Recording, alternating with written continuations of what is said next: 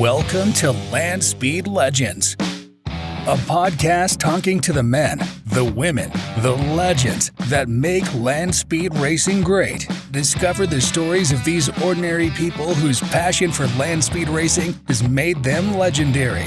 And now, here's your host, the Bonneville Belle, the High Boy Honey, the Salt Princess, Allison Volk Dean. Here with me is the legendary Lindsay Strasburg. Lindsay's first year at Bonneville was in 1957 when he went out as a spectator with his dad and uncles. But when it comes to racing, the Strasburgs aren't spectators. And in 1962, they brought out a 62 Galaxy running in B production. In 1967, Lindsay began racing, and in 1972, he set a record in a 71 Mustang. That was a C production at 176 miles per hour. And in 1991, Lindsay got in the Bonneville 200-mile-an-hour club at 227 miles per hour. Lindsay was part of the USFRA's beginnings, prepping courses, and they have done all sorts of racing in between, including drag and sand rails. Currently, he is crew on their NHRA drag cars. Hang on, this will be as thrilling as a B&J grabbing high gear. Okay, Lindsay, thank you so much for taking time to come and do, I came down to the Strasburg shop to do this, and I'm just so happy that they are here to tell their stories, because they have some. You guys were very highly requested when I asked who I should interview, and the Strasburgs were always on everybody's list. So I'm excited to get your guys' stories. Okay. And let's just begin with you guys going out there. You were telling me just a minute ago that your dad kind of went out there in the 30s to begin with? Yeah, the 30s and 40s. He watched a lot of Ab Jenkins, and him and his brothers were really interested in cars their whole life. And he started including the boys, four boys actually, and from the time we could walk or talk, and took me out there when I was 7 years old in 1957, and I remember a few things, not a lot, but. Well, what were some of the cars that you remember? I think it was Norm Thatcher's old Plymouth that he had out there. It was probably stuck in my mind. I don't know why. Yeah. It was kind of a weird looking car. Uh-huh. But and so it was a Plymouth, you said? Yeah, I think it was a Plymouth or Chrysler, some kind of Mopar that. Yeah, I don't know much about it, so what was it? What was like different about it? Just a big old car, and I think it ran fast, 170 or 80 mile an hour back then, and it was kind of unheard of, I think, for at the big time street car type thing. Yeah, so it just grabbed your attention. Yeah, and then so you guys went out there to spectate. You said in the beginning. Yep. And so, but that didn't last long. No. 1962, my dad and uncles got together and decided to try a car that we'd bought for drag racing, and took it off the strip and changed the gears and took it out of Bonneville. It was a 62 Galaxy with the old 406 tri-power car, but it ran pretty good. We didn't set the record, but we were pretty happy with the way it ran, and we got the bug, and they're almost every year since. Nice. Yeah, you guys have definitely had a few years racing out there.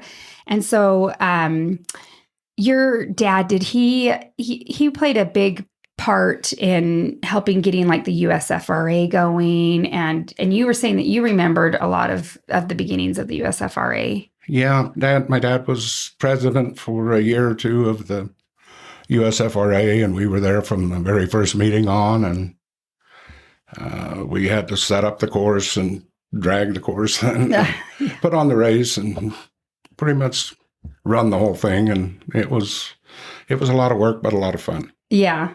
So I have this story in my head that my brother always tells me about a USFRA meeting where a guy came in and something happened, but you're a big part of the story. Do you remember what I'm talking about? Like a guy came where the guy got shot? Or? Yeah. So what happened? Yeah. We went by. It was the old Skidmore machine, and the guy was outside, and somebody drove by and shot him. Didn't hurt him real bad. I think it was a shotgun, and got some of the BBs. They had to haul him off, and they had the police there looking for the person. I'm not sure they ever found out who it was, but the guy that got shot was survived. And Yeah. but it was kind of. But I think you went up running after the guy that would something like that. I swear that's what Dallas says. Like Lindsay was off looking for the guy. Like, but yeah, that's so funny. That was back in. That was in a very good neighborhood. Yeah, and I can't even remember the year of that, but it has to be 80s, maybe. Probably 1975 or something like that. But yeah. Oh, in the 70s. Yeah. Yeah. So, your first years of racing, like what were, do you have any other memories of any other cars when you were first going out there besides like when you guys first started racing out there? Do you remember like what was the salt like? What was racing like? Any cars that you really liked to follow besides yours? Yeah, and it was, we had to get there on the 2-lane road. Mm-hmm. There was no freeway. We would borrow a car with a tow bar and no trailer or anything, load up everything we could find and to work on the cars with and take it out there with us and sleep in a tent by the mountains. And there was really no hotels or anything for anybody to stay in back then. And so it was just, we roughed it a little bit, but I think that made it a lot funner. Yeah. Yeah, I've never camped out there before. We've always just stayed in the hotel, so I don't know I know a lot of people do camp, but yeah, okay. And then so you started racing. But before you started racing, you were working on the car. Your dad's. What were some of the cars that you said you had like a list of cars that they had brought out before? Yeah, we had the first one was a '62 Galaxy, and then we had a '53 Studebaker, 33 Ford 3-window coupe, and a '67 Mustang. We actually had a Boss 429 engine in it that we had got from the Ford dealer out of warranty, and it was pretty unique, a lot of fun. Yeah, very cool. So you guys definitely brought a lot of cars, but the one that you started racing in is the '71 Mustang. That was your first car that you raced. I drove a few of the others, but the first serious one we had was the '71 Mustang, and it was in 1972. We'd bought a Boss 351, it was called, and the guy had rolled it over, and we bought it from the insurance and rebuilt it and ran it out there. We modified the engine and set the C production record with it. Okay. And that's your first record you set? That's my first record, okay. Yeah. Not your first car, though. So, and you set that at 176 miles per hour. So that's going pretty fast still, but you still are going to go faster. So did you race cars in between then and when you got into the 200 mile an hour club? Any other cars that you raced? Yeah, we ran the Mustang for quite a while, and then we built a C Street Roadster that my brother Jeff drove, and we all worked on it and set the record in C Street Roadster, I think it was, with probably the same engine, basic engine that was in the Mustang, and I think ran 182 mile an hour with that. And then basically started doing a lot of other type of racing in between, but you guys just started slowly getting into more types of racing. And so what were the racing that you said sand and drag racing? Yeah, we did sand drags. We put them on, and we ran around the country from California and around the West, and we actually held the national record in sand drags in the old Bronco, and then won the championship that year. And we just always loved Bonneville. That was where our roots were. And we wanted to get back there. So I think sand racing sounds like so much fun. Drag racing. I've never been to one, but it sounds. I actually been to one where they'd go uphill, but that's about the limit of what I've been to. But yeah, so you guys are doing this in between, and then in 1991, are you the first to get in the 200 mile an hour club? No, your dad's in the 200 mile an hour club. No, my dad has driven over 200 mile an hour, but it never set a record. Okay. And so we can get into that a little bit later with Terry Ness trying to help us with getting him in the 2 club. But I guess in 1989, we did an Automaro. It was for Luigi Colani, a designer out of Europe. He brought over 14 cars, and we rented the salt flats and did some testing for him and drove his cars and built the safety equipment for him. And I think, and one of his cars the following year is the one I drove to get in the 200-mile-an-hour club. It was a futuristic Corvette, a big block Civi, but it was a lot of fun. The cars were really futuristic and a lot of fun. Oh yeah, I so that was at a private meet that you got in the 2 Club. Yeah, that was a private meet. And you said you set an FIA. Was that an FIA record? Is that what you're saying? I set the record actually at the USFRA, but it was a FIA record that I set. And is that with your getting in the 2 Club? Was the FIA? Yes. Okay. Yeah. Oh, okay, cool. So you got in the 2 Club and set an FIA and record. the FIA, yeah. That's really cool. Yeah, the FIA records are pretty prestigious. Yeah, that's really awesome. Are you the only one in your family with one? With the FIA, yes. You can hold that over your brothers. Yeah. Okay, and that's the year that you got in the club. And that was 227 miles per hour. Now, I don't remember that Corvette or seeing it. I mean, I'm sure maybe if I saw a picture of it, you'll have to get me a picture so we can see it. But yeah, I'll get you a picture when we're through here. So. Yeah. And then so in between this, you guys all kind of get in the 2 Club around the same time, it seems like, all your brothers in the 90s, early 90s. Yeah. But then you guys kind of take a break, and it sounds like, well, really quick before we get into your break, you told me that your dad was trying to get in the 2 Club and Terry Nish was trying to help him. What was that? Was that before you guys took your break? That was probably in between, around 2000, I guess. Okay. Terry wanted to help us get Dad in the 2 Club, and he let Dad drive one of his cars, and everything worked really good. We did test runs, and he ran 25 mile an hour over the record on a test run, and then it rained and got rained out for the week. That's the worst. Didn't get a chance to run again, and so he made it to impound, but just didn't. No, they didn't make it to impound, I guess, but because it started raining. Oh, okay. Time, so. Okay, so it was before he called it off. I know, that's always such a bummer. But then you guys decide to go drag racing, and then that's kind of where you guys took your little break. And so was your dad very involved in the drag racing too, right? Yeah, he was involved with everything that we did together. The whole family was. Yes, it is a family ordeal, you guys. I mean, it's sisters and brothers and in-laws, and it's awesome. And so you guys go racing, drag racing and sand rail racing. What were some of the little accomplishments that you guys had in there?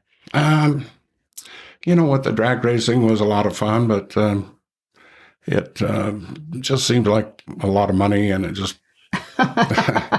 And it was fun, and it was nice to win. We won a lot, and we just it wasn't Bonneville, and that's where you wanted to started and wanted to get back to that. But we ran really well in the top alcohol funny car or dragster for a few years, and then we switched over to top fuel dragster, and we had some success, but it was a really, really tough class. I mean, we were funding it ourselves and trying to compete with the big sponsors. The big ones. And it was fun, though. We ran good, and we ran over 330 mile an hour and quarter mile. And Mike did all the driving. He was the only one small enough. My favorite part is watching you guys on TV and seeing the 2 Club sticker in the window of the dragster. I'm like, yes, they represent their Bonneville. So what was your what did you do in the drag race? Like, what was your job? Like, help build the engines, but at the races I would do like the cylinder head and spark plug, one side cylinder head and spark plug, because we only had 60 to 70 minutes in between rounds to rebuild the whole engine, change all the pistons and heads, and get it ready to run again. But it was a lot of work, but probably enjoyable when it worked good. Right. It's enjoyable now that you think about it afterwards. And then, so you guys, like you said, your heart is in racing, and your heart is that in Bonneville and land speed racing. You guys did Bonneville, but you guys also did El Mirage too, right? You guys raced El Mirage a little bit? I didn't run El Mirage. I was there, but I did not drive. The brothers drove and got in the Dirty Two Club, I guess, with the lakes. There's the same lakes that we ran at Bonneville. Yeah. So the Lakester came after you guys started to run Lakester after you were drag racing. Is that right? You came out like in the late 90s. Is that when you came back out? No, it was, I think we started probably the late 80s. Okay. With the Lakester. With the Lakester. Okay. Yeah.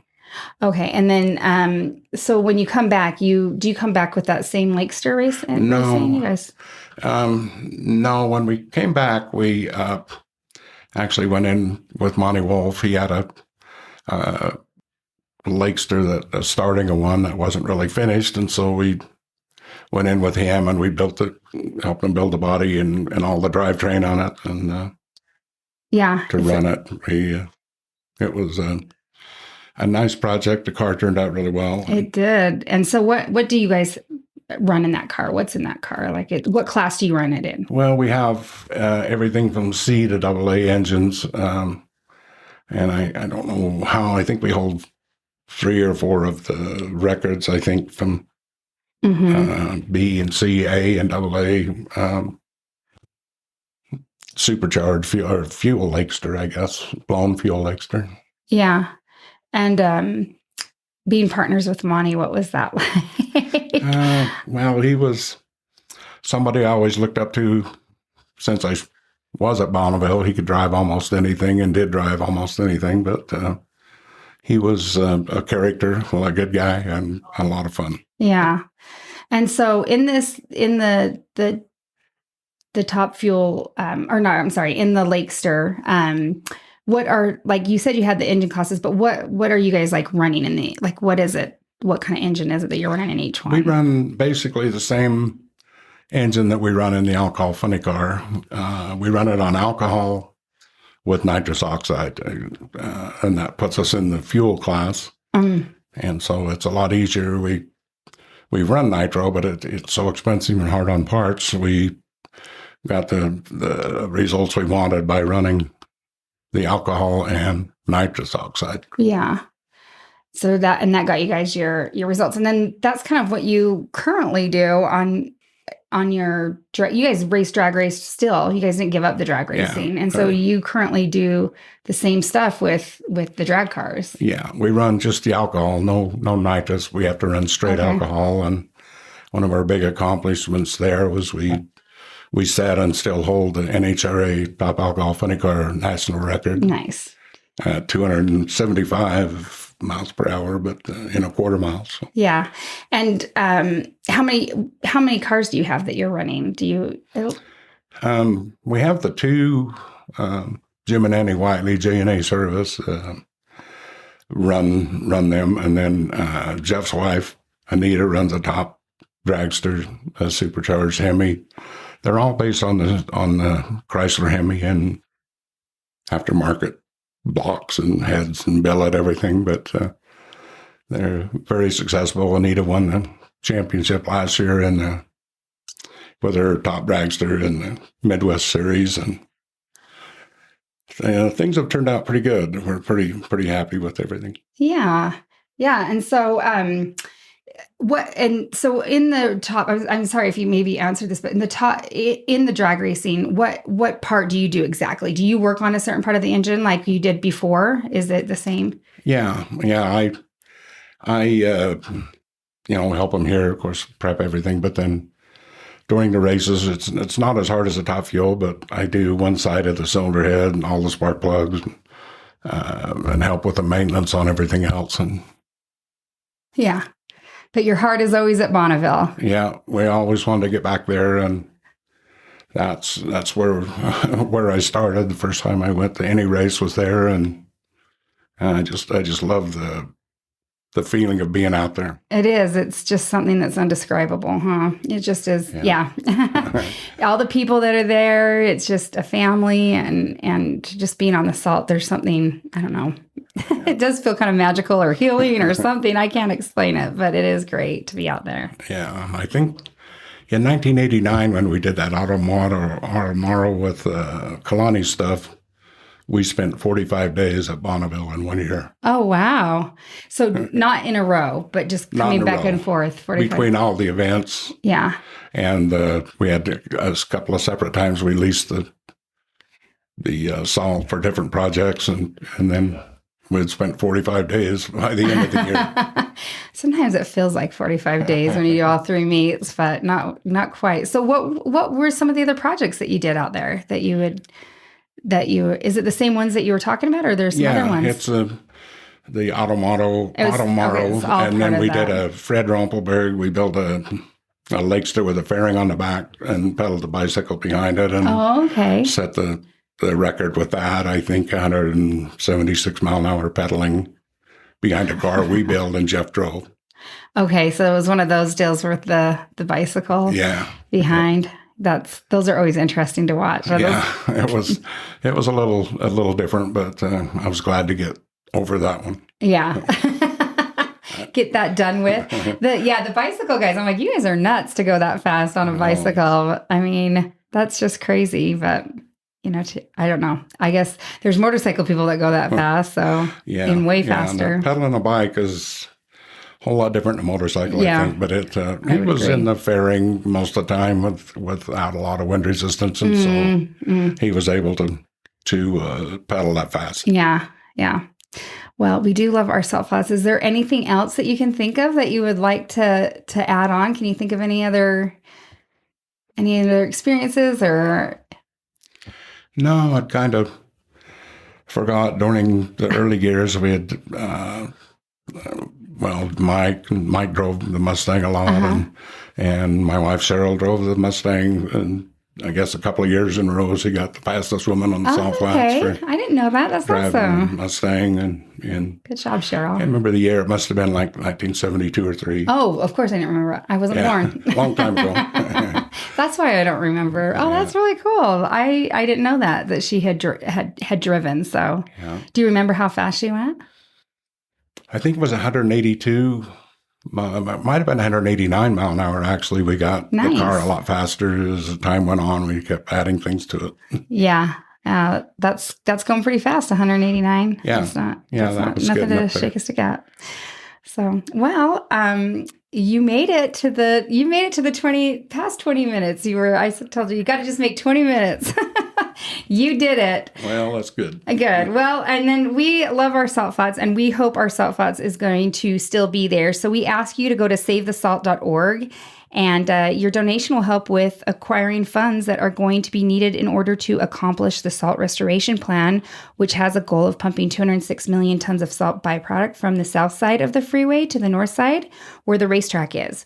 So thank you for listening to this Land Speed Legends episode, and please consider liking, sharing, and giving a review. Also, don't forget to go to my Facebook and Instagram pages under Land Speed Legends. Thanks again. Thanks for listening to Land Speed Legends.